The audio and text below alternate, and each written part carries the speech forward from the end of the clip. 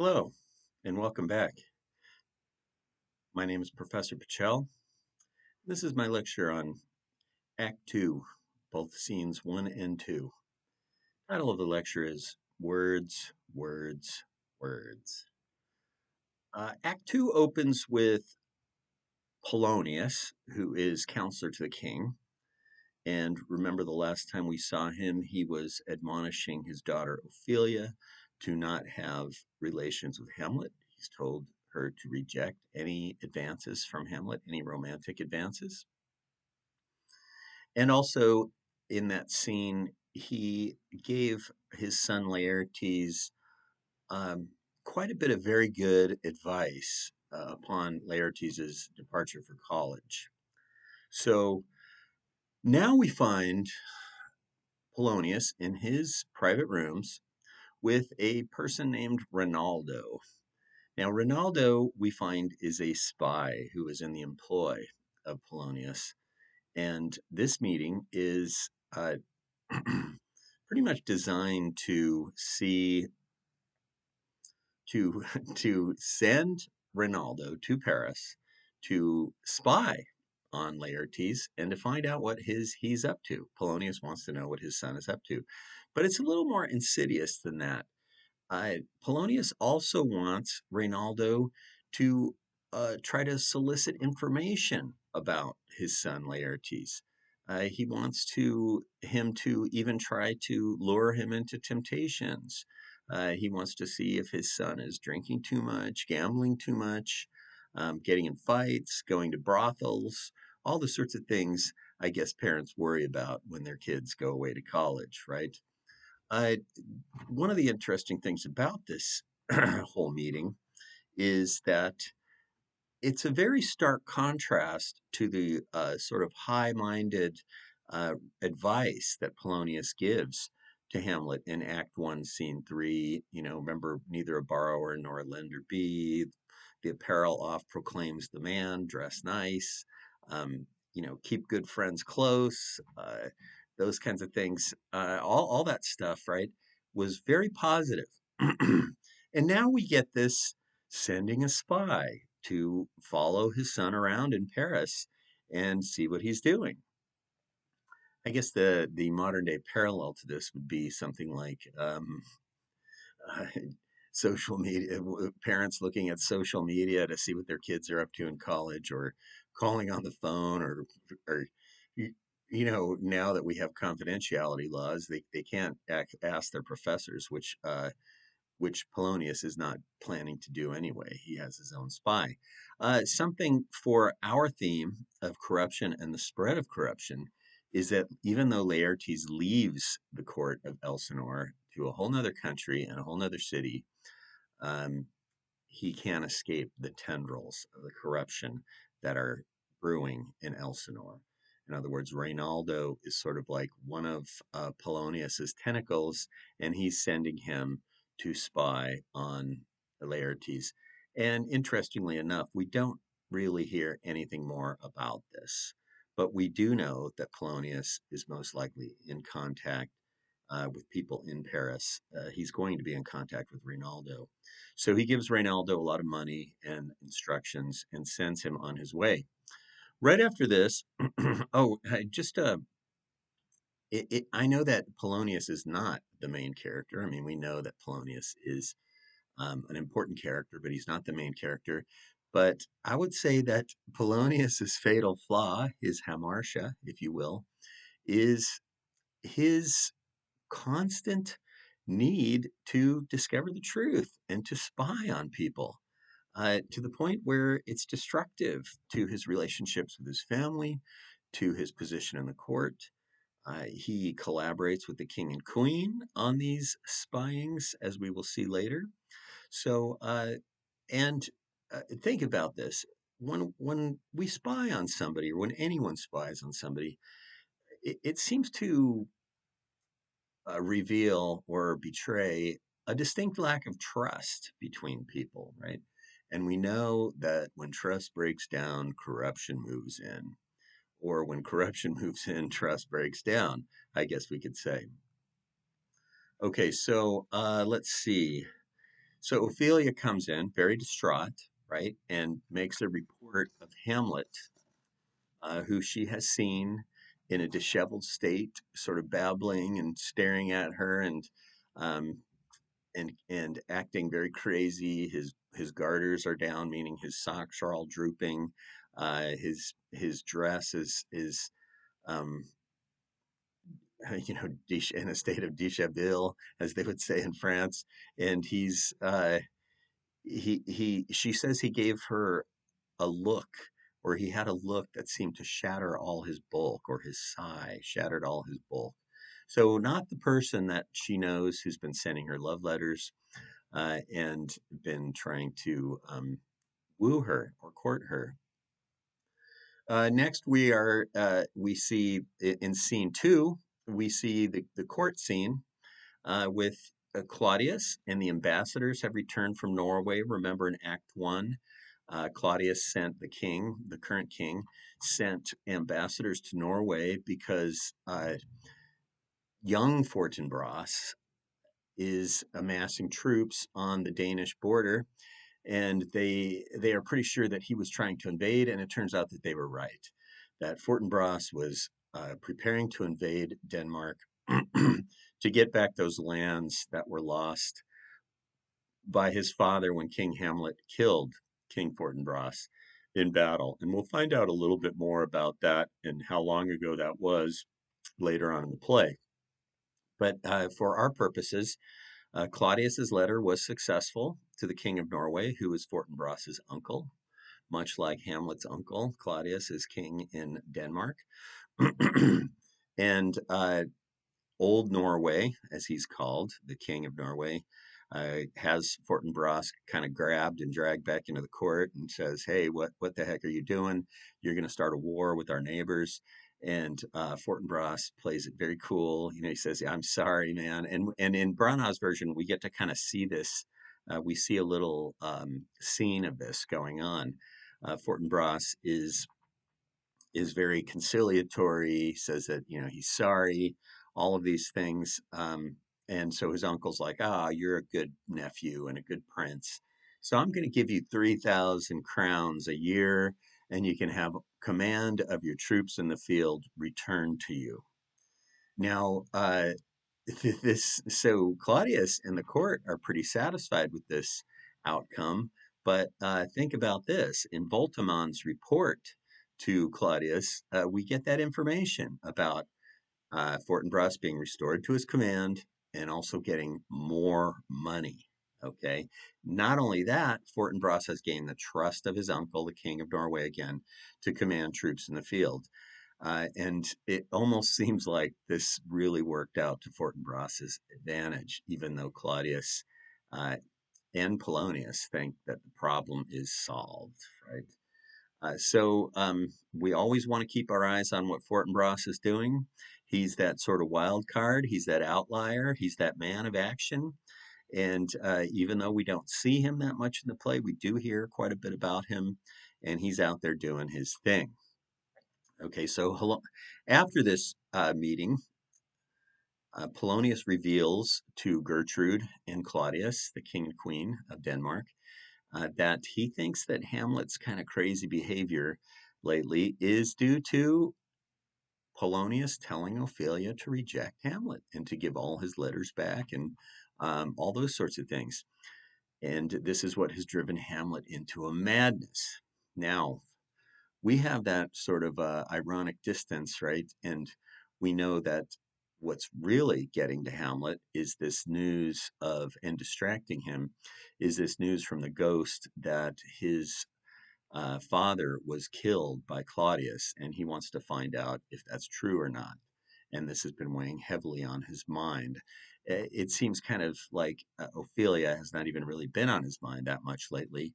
So um, Polonius, as much as he thinks he knows finding the truth and spying on people, and he's got this information system, is pretty much completely wrong in this situation. Okay, so let's see. So Polonius comes up with a plan. right? And there's a great line from Polonius where he says, and by the way, this in these in Act Two, one of the running themes in this act is truth and deception, right? We get lots of commentary about honesty, about finding out the truth, about an honest man, all those sorts of things. And I'll see that later, but I want you to keep that theme of honesty and deception in mind as we go through this act. So Polonius's plan is to devise a meeting between Hamlet and Ophelia, and yes, you guessed it, he and King Claudius are going to be behind a sort of a curtain or something in there, or a mirror. In Branagh's version, it's a two-way mirror, and they're going to watch what happens between Hamlet and Ophelia. And once again, this is Polonius and Claudius, two older men who are meddling in the affairs of youth and trying to control younger people and also kind of messing in their lives. So that's going to be coming. But you also want to remember in tragedies, actions have consequences, and we're going to see what consequences come of this plan of Polonius's. A great line from Polonius is, I will find where truth is hid, though it were hid indeed within the center. And that's Act 2, Scene 2, lines 157 to 159. So, and he will, it seems he will use any types of devious methods.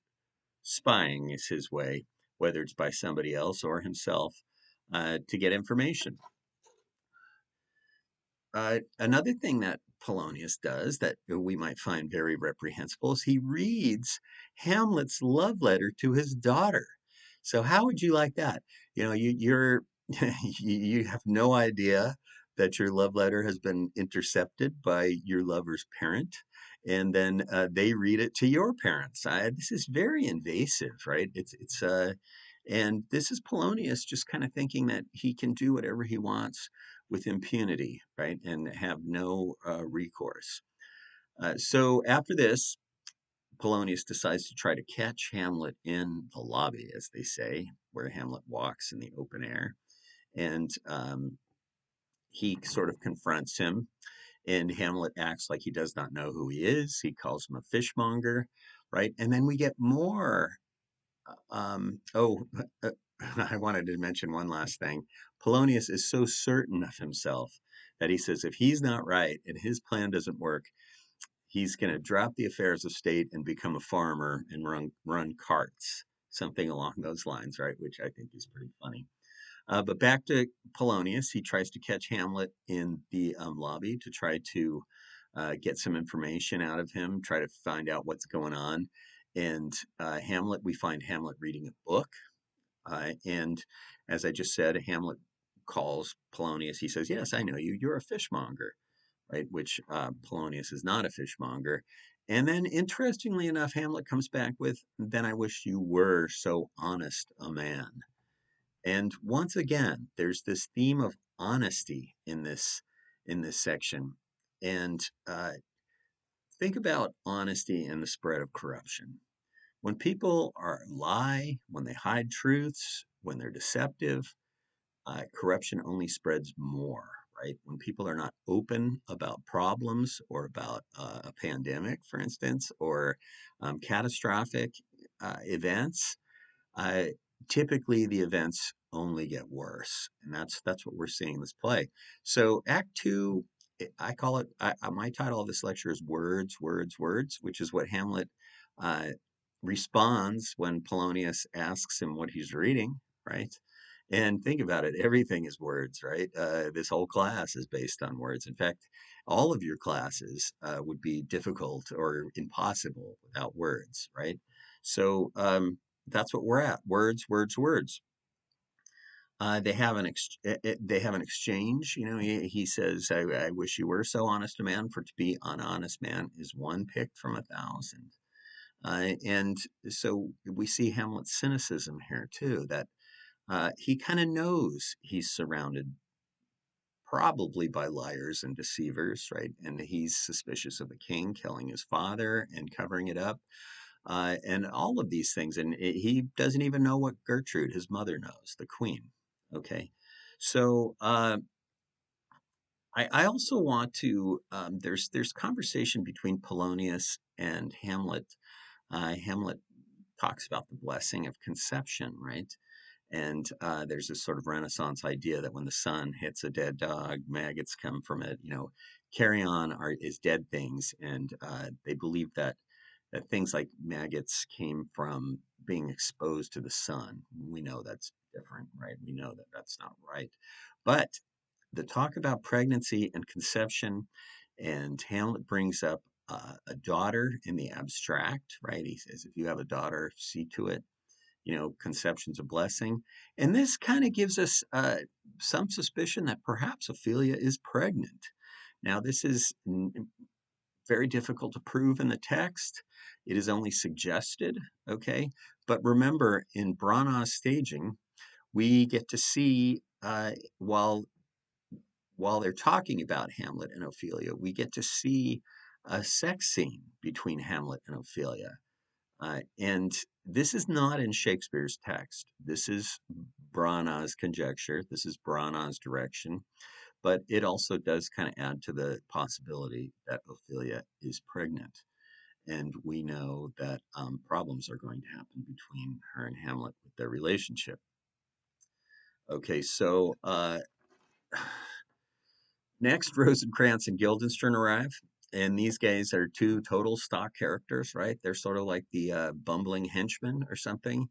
I kind of like to think of them, if you're a Trailer Park Boys fan, it's a guilty pleasure of mine. I'm sorry. They're sort of like Corey and Trevor, or later Corey and Jacob. They're pretty much just used by everybody. And they think they're smarter than they are, and they get in deeper than maybe they should have gotten into in this whole situation, right? They're way out of their league in a lot of ways. We know that they were sent for by the king and queen, and the king says right to them, hey, it's going to be nice to have your company, but we really brought you here to use you. He actually uses the term use, right? And he says that they're going to be rewarded a king's remembrance. So we know they're getting paid too. And they're here to spy on Hamlet. So there's more deception, there's more role playing. Uh, in fact, when they first encounter Hamlet, he asks them, "What's the news?" And they say none, except for the world's grown honest, right? And he said, "Then is doomsday near." Once again, that idea that nobody is really completely truthful in their lives, right?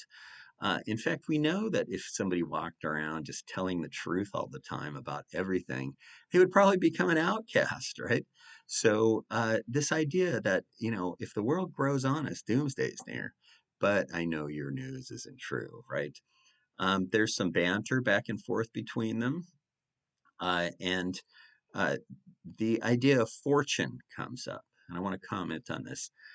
Fortune was actually personified as a female during the Middle Ages and the Renaissance. And it was sort of like she's the empress of the world, right? And one day she wants this, the next day she says that. And she's called a strumpet a couple of times. And also, it's kind of like fortune means anything can happen to you at any time, right? And we're going to see from the player king, who is played by the first player, we're going to see some commentary in his stage pieces about fortune and honesty, right? He calls her a strumpet. In fact, that literally means she's a whore, right? Fortune, except for with fortune, you can't even pay to get what you want, right? Or a person can't even pay to get what they want. It's just up to whatever the whim of fortune is day by day. Notice that Rosencrantz and Guildenstern show up with the troupe of players who are actors. And I think that this is also an interesting parallel because the actors, everybody knows they're going to play roles, right? That when somebody's on stage, we don't say, "Hey, that's Lawrence Fishburne," right? Yeah, that's Lawrence Fishburne, the actor, but he's playing Othello. Okay, so it's kind of like, remember our narrator author distinction. I guess we could say on stage that we have to have an actor role distinction, which in this play gets very muddied. And in some ways, the actors are more honest than anybody else in this play because we know that when they get up on stage, they're not being real in a way. Okay, if you can kind of grab that. And it's interesting that Rosencrantz and Guildenstern arrive at Elsinore with the actors. In fact, they've asked them to come here. Rosencrantz and Guildenstern have asked the actors to come here because Rosencrantz and Guildenstern are here to play a role too. They're here to play, or roles, I should say. They're here to play Hamlet's buddies while they're really working for the king and queen. Okay, so we get a lot into Hamlet's sort of character and disposition, but once again, we are not sure. He figures out that they're here to spy on him right away. And then he wants to know why, which they don't seem to have a clue about. And then we get some insight into Hamlet's sort of mental disposition. And we're not sure how much this is true or not, right? He tells them he has of late lost all his mirth, right? And he knows not where. And then he talks about having bad dreams, right? And he calls Denmark and the world a prison with many confines, wards, and dungeons. I mean, this all sounds like depression talk. It sounds like the talk of somebody who is suffering from a major episode of depression. And once again, we're not sure if Hamlet's just feeding this to them. We have some inkling that he probably does feel some of these things and that they are true. Okay, so also we get one of the most famous lines of the play, which I think is often misapplied in life, and that is, they say, you can do anything you want, you're a prince. And he says, oh, God, I could be bound in a nutshell and count myself king of infinite space, were it not that I had bad dreams. Right. So that expression has come into common usage as like, well, in a nutshell. And it's kind of like condensing, a major idea into like one sentence or something. When really the idea, I guess it sort of fits. The idea is that Hamlet would be comfortable living in a nutshell, and he would think that he had infinite space to explore. And I think that this is also a reference to the Renaissance mind, right?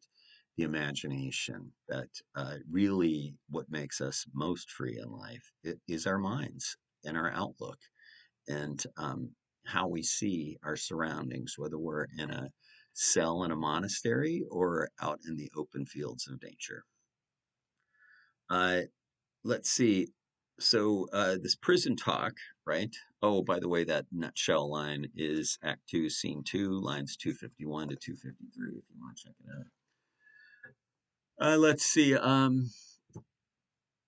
Some other things about Hamlet's view of the world. He goes through this beautiful description of the world, right? The firmament, the hanging fire, the great vast space, all this stuff. And then he says, to him, the world is nothing more than a foul and pestilent congregation of vapors.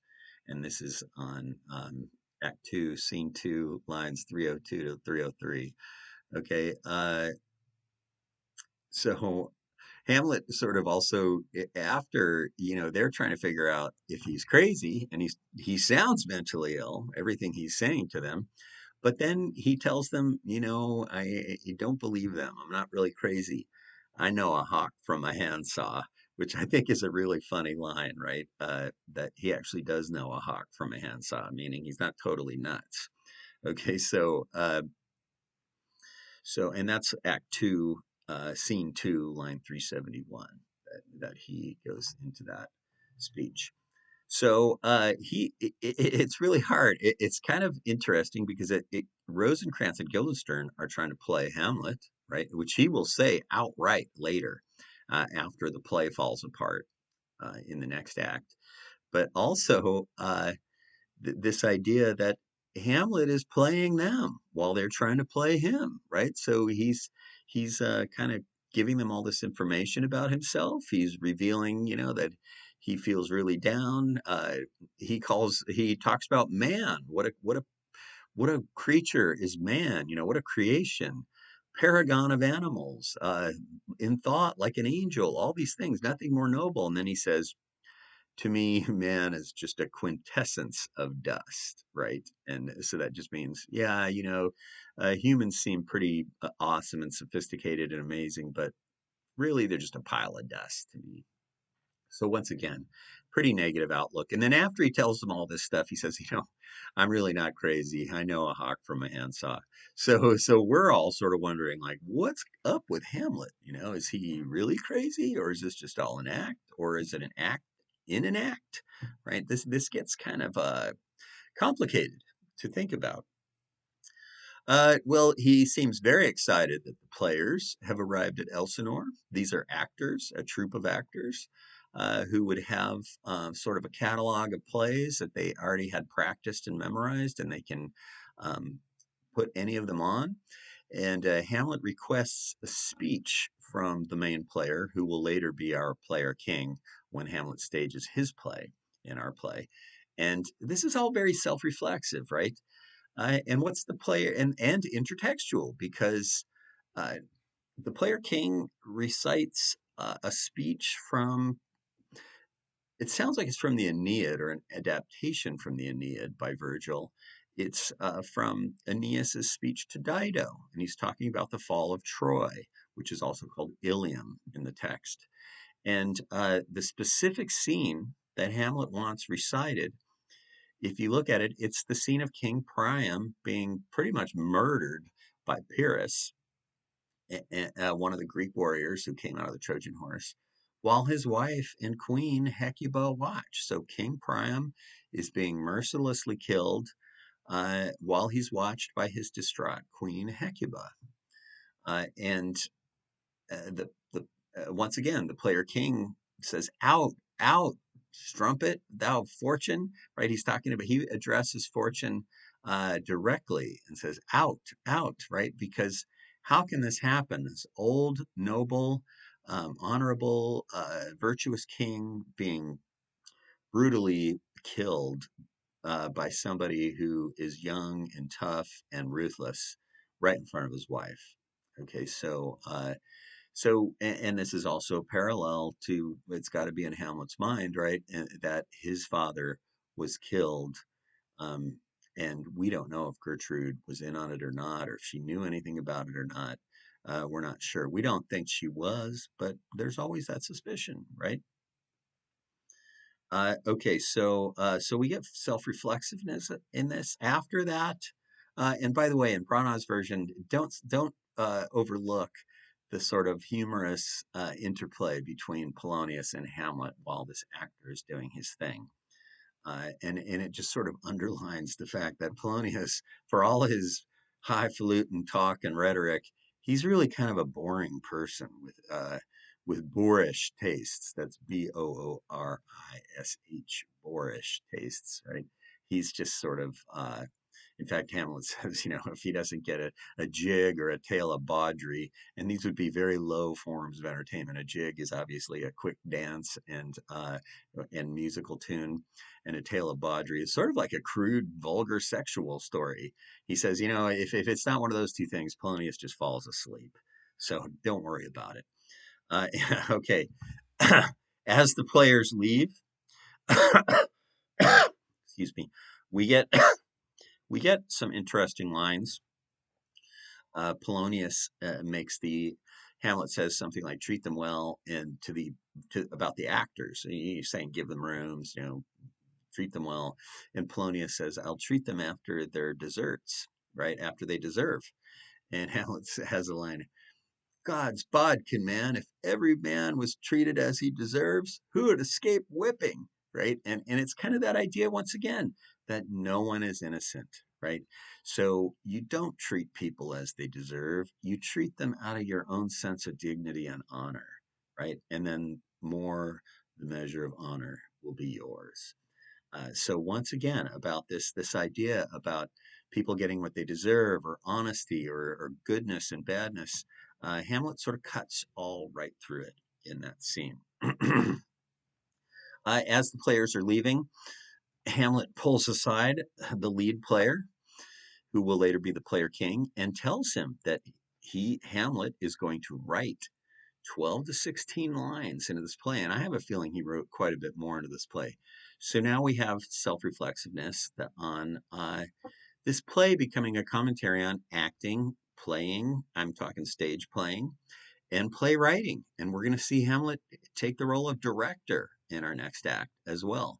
So that's Hamlet becomes a commentary on drama. It becomes a commentary on the theater, on playwriting.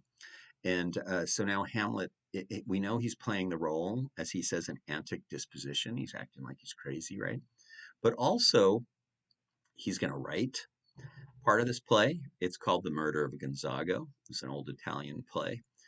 He calls it The Mousetrap, right? And then he's also going to offer some direction in the next scene. So that's pretty heavy self-reflexiveness right there. Uh, let's see where after the players leave. In Branagh's version, he goes into his study. In Shakespeare's text, he's just alone. He has sort of a breakdown and really gets kind of angry at himself, admonishes himself, calls himself pigeon-livered, says that he's John of Dreams, right? Like he's just sitting around like a dope while he's got this father murdered. And what upsets him so much is that this player king, or the first player, who will be the player king, uh, can get so emotional about what is essentially a fiction, right? Or what has become a fiction. He's not really watching Priam get killed while Hecuba watches. He's not, but he moves himself to tears and passion as he recites that speech. And this really gets to Hamlet, right? And he's sort of like, I'm sitting here with the guy who killed my father, the king, um, taking my mother as his queen and wife, and I have everything I need to commit revenge, but I haven't done anything. I'm just sitting around here thinking, and this guy can get worked up to emotion just reciting a speech from the Aeneid. Okay, so this really gets to Hamlet, and it's one of the things in the play that sort of moves him to action, although he's still not going to take action for a while, right? So after really kind of getting down on himself, as I said, he calls himself pigeon-livered, right? And he should have killed Claudius a long time ago and fattened all the region's kites, which are sort of like vultures, I guess you could say, with his offal, meaning his body, right? Uh, he kind of pulls himself together and reveals to us, the audience, his plan that he's going to stage a play just like the murder of his father, and they're going to show it while Claudius is watching it, and then see what Claudius's reaction is. So they're going to gauge Claudius's reaction. If he reacts strongly, if he's taken aback, Hamlet thinks that will be pretty good proof to uh, to back him up on getting revenge for his father.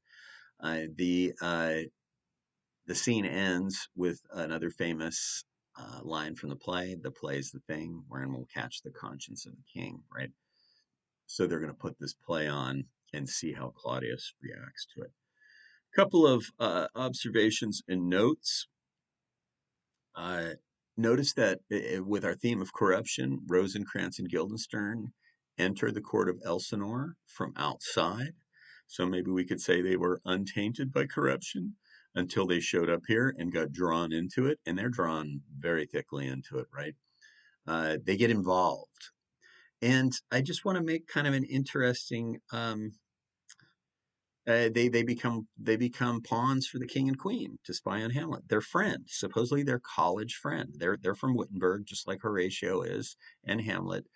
They all went to college together, and they're here getting. They're outside. They were probably fairly innocent. They get drawn into this scene, and they become infected with the corruption of the court of Elsinore that is spreading through the land, starting with Claudius's murder of King Hamlet, the appearance of the ghost. We're going to find out that this story goes even back further in time. So they get drawn in from outside, untainted, and then they are completely infected and drawn in, and we'll see how that works out for them. Another thing is the whole idea of entertainment during hard times, right? Rosencrantz and Guildenstern's idea was, hey, we've heard Hamlet's bummed out, he's acting crazy. Let's bring some entertainment in and put on a show for him. Maybe that'll cheer him up. And Claudius and Gertrude are going to be very much into this idea. That's a great idea. They have no idea that Hamlet has co opted and is manipulating the very entertainment that was brought in to cheer him up, and he's going to use it for his own purposes. One last commentary on the actors, the players. They seem completely unaffected by all of this. They come and go. None of them get killed, as far as we know. Nothing bad happens to them. Their play gets interrupted, and we'll see that in the next act. But they're one of these groups of characters who come into the play. They're completely unaffected by what's going on, and they leave when they need to, and they're gone, right? And I'd almost like to think that when we watch nowadays, when we watch TV, when we watch movies, and even to some extent when we watch a play or a show on a stage, there is some there's some remove from it, right? It's kind of like they're in a different world, they're in a different place, they're in a created world, a world that we watch from the outside, just as we are watching Hamlet from the outside. Uh, I'll see you soon. Thank you.